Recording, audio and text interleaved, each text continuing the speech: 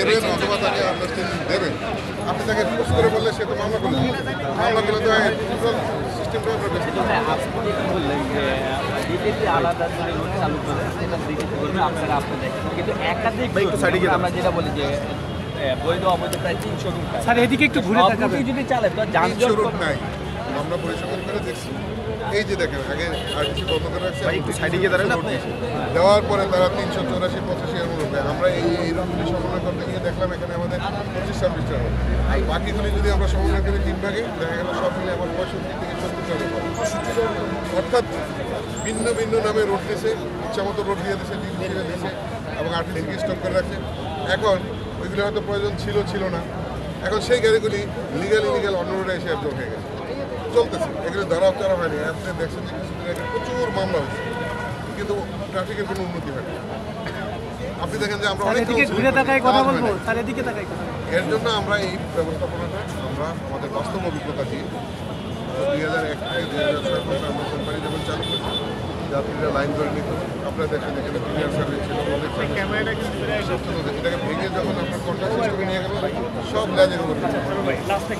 এই যে এই রুটটা যেটা চালু হলো এই রুটটা এখন টোটাল সব মিলিয়ে আসলে কাউন্টার কটা স্যার এদিকে ঘুরে তাকাই কি এখন পর্যন্ত কি কাউন্টার কি বসে গেছে নাকি আস্তে আস্তে বসবে? 100 কাউন্টার। ভাই আপনি একটু বসে বললে আমি আপনার থেকে ধরেন 10 দিয়ে দেন নিউর ভাই দিয়ে দেন। ওই যে কিছু রুট ড্রাইভারসন এবং কিছু আপনার কাউন্টার মাস্টার মাইক্রোফোন দেন।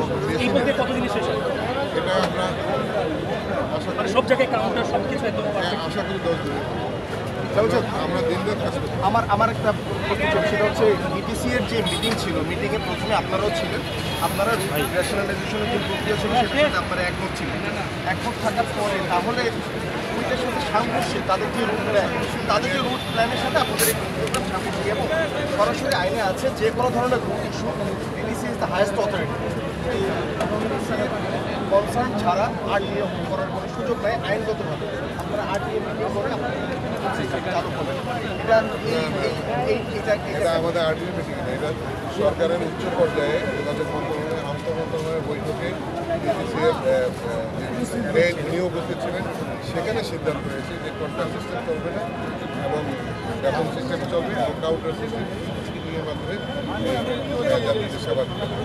সিদ্ধান্তটা আমরা বাস্তবায়ন করি, আমরা কোনো আলাদা কিছু আপনাদের মালিক সমিতি আপত্তি জানান কোনো আপত্তি নেই। কিন্তু আপনি লাস্ট আর্টিসির মিটিংয়ে আপনি হ্যাঁ আমি ওই ক্ষেত্রে যে ডিটিসি সমন্বয় না করে তারা তাদের মতো কিছু রুট ইস্যু করলো, আরটিসি বন্ধ করে রাখলো। দেখা গেল ওই রুটের গাড়িগুলি আবার এই সে আরটিসি রুটে চলে আসবে।